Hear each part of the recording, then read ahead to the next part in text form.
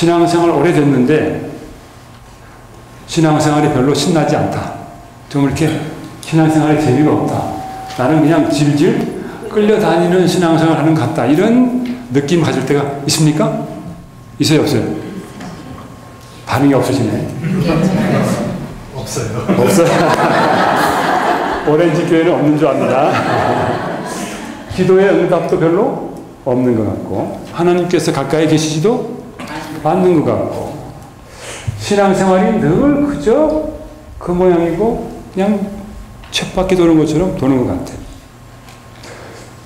왜 내 신앙생활은 이렇게 나른할까? 무엇이 잘못되었을까? 이런 느낌이 들 때가 있습니까? 있어요. 솔직하게 얘기합시다. 21세기를 사는 우리가 그러한 느낌을 가졌을 뿐 아니라 8세기에, 기원전 8세기에 살던 사람들, 하나님의 선지자가 그들 중에 살아있던 사람들도 그런 느낌을 가졌습니다. 그래서 그들은 이렇게 말했습니다. 이사야 58장을 펴시기 바랍니다. 이사야 58장 3절입니다. 우리가 금식하되 주께서 보지 아니하시면 어찌 미오며 우리가 마음을 괴롭게 하되 주께서 알아주지 아니하시면 어찌 미니까. 이사야 58장 3절.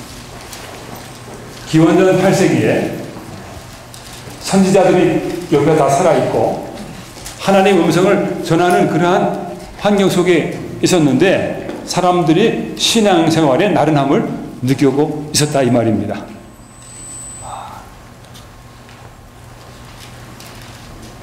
이런 푸념 섞인 말은 하나님을 찾고 하나님의 뜻을 구하던 백성들의 입에서 나온 말이에요. 그들이 하나님의 나라의 의를 잘, 규례를 잘 지키는 나라 같아서 나의 뜻을 찾아 구하며 여호와께 가까이 하는 것을 즐겨하며 이런 사람들의 입에서 나온 이야기예요. 아주 신앙생활을 멀리한 사람들이 아니고 그래도 신앙생활을 잘 해보았다는 사람들 입에서 이런 이야기가 나왔어요. 그들은 하나님의 길을 알기를 즐겨한 사람들이었어요. 그래서 주변에 있는 선지자들에게 하나님께 물어달라고 그렇게 이야기했어요. 오늘날로 말하면 성경 연구를 했다는 말이에요. 또한 하나님께 가까이 가는 것을 즐겨했어요. 기도했어요. 여러분 기도하다가 하나님께 좀 더 가까이 가려면 어떻게 합니까? 더 가까이 가면 어떻게? 기도하다가 좀 더 가까이 가면 어떻게? 금식해. 그래? 금식 알고 하셨어요? 기도하다가 뭐예요? 좀 더 세게 해야 되겠다 그러면 어떻게 해야 돼요? 작정하고 금식합니다. 금식하기 싫은 사람들은 작정 기도라고 해가지고 50일 하겠다. 더 가까이 가고 싶은 자기의 심정을 하나님께 보일 때에 금식 기도를 합니다. 이 사람들은 심지어 금식 기도까지 하면서 하나님께 가까이 가려고 했으니까 열성이 보통이 아니었어요. 그들은 영성에 깊은 관심이 있었습니다. 신앙의 발전을 기대하고 있었습니다. 그런데 주님께서는 그들의 삶의 이율배반적인 모습을 드러내셨습니다. 그들은 금식을 하면서 오락을 찾았고 온갖 일을 시켰습니다. 그들은 금식하면서 다투며 싸우며 악한 주먹으로 쳤습니다.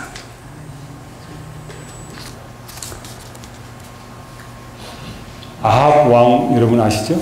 아합 왕? 네. 아합 왕이 그 왕궁 옆에 멋진 포도원이 있어서 그 포도원에 눈독을 들이기 시작했어요. 저 포도원을 가는 소리. 근데 그 아합 왕이라는 사람은 마음이 부드러운 사람이에요. 부드러운 사람. 왕인데 그 포도원을 뺏지를 못하고 끙끙 앓고 있는 거예요. 그런데 와이프가 이렇게 보니까 왕이 끙끙 앓고 있는데 왜 그러냐니까 저 포도원을 갖고 싶은데 그거 어떻게 할지 몰라서 그렇대요. 그러니까 왕이 그래도 마음이 부드러운 사람이에요. 그러니까 와이프가 무슨 소리 하냐고 그거 뺏으면 된다. 그래서 그 동네 사람들 가운데 사람들한테 금식을 선포하라고 했고 그 다음에 그 포도원 주인을 가운데 세워놓고 이 사람이 왕을 모독했다고 그래서 왕 그놈을 죽이고 그것을 뺏어갔어요. 이렇게 악한 일을 할 때 뭘 사용했어요? 금식하는 걸 사용했어요. 하나의 그냥 예일 뿐입니다. 다시 말해서 이 사람들이 하나님 앞에서 금식을 하면서 그 금식의 효과를 말살시키는 삶을 살 수도 있다는 것입니다. 다시 말해서 그 금식을 하는 목적을 잃어버린 것입니다. 하나님께서는 형식만을 갖춘 금식이라고 하는 것은 아무것도 아니라고 말씀을 하십니다. 머리를 갈대같이 숙이고 굵은 배를 입고 죄를 펴는 것, 형식을 갖춘다고 해서 그것이 금식이 되는 것이 아니라고 말씀하십니다. 그리고 하나님께서는 응답을 받기 위해서는 어떻게 금식을 해야 되는지 하나님의 해결 방안을 제시를 하십니다. 그것이 이사야 58장에 나오는 하나님의 두 가지 초청입니다.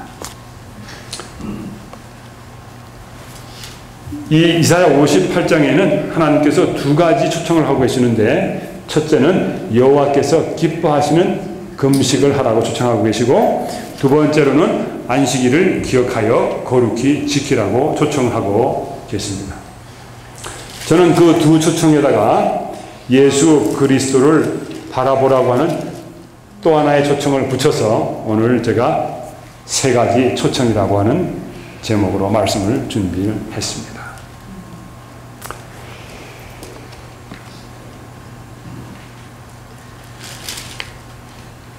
유대 교회에 열심히 많던 사울이 예수 그리스도의 제자들을 핍박하기 위해서 다메섹으로 갔습니다. 다메섹에 거의 다 갔을 때에 그는 거기서 예수님을 만났습니다. 그리고 며칠 후에 그 자리에서 그가 눈이 멀었죠, 그죠? 그리고 며칠 후에 아나니아가 와서 그에게 안수하고 그의 눈에서 비늘 같은 것이 떨어지고 다시 보게 됐습니다. 오늘 우리는 우리의 신앙생활을 바라보고 우리의 신앙생활에 덮여있는 비늘과 같은 것들이 다 떨어지게 되기를 바랍니다. 아멘. 오늘 이 세 가지 초청의 말씀이 우리의 신앙생활을 새롭게 꼴지게 되기를 간절히 바랍니다.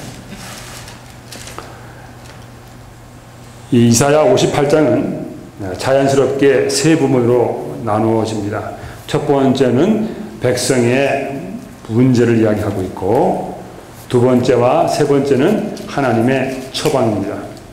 둘째 부분에서 여호와께서 기뻐하시는 금식으로 초청을 합니다. 그리고 세 번째 부분에서는 안식일 준수로 초청을 하게 됩니다. 이제 하나님의 처방을 한번 보십시다. 6절, 58장 6절에 하나님께서 기뻐하시는 금식을 소개합니다. 이 금식을 소개하시는 이유는 이 금식에 우리 모두를 초청하시기 위해서 이 금식을 소개하시는 것입니다. 여러분 성경책 가지고 계시면은 이사야 58장 6절 펴보시기 바랍니다. 제가 읽겠습니다.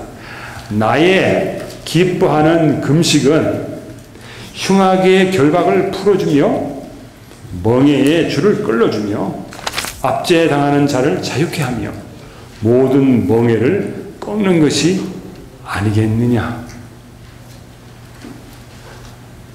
하나님께서 기뻐하시는 금식이 뭐라고요? 밥을 안 먹는 것이 아니라 뭐 하는 거예요? 네. 이거 한마디로 딱 하면 뭐예요? 이거 지금 제가 읽은 6절을 한마디로 딱 요약하면 뭐지? 네. 영어로 하면 쉬워요. Stop evil. Stop evil.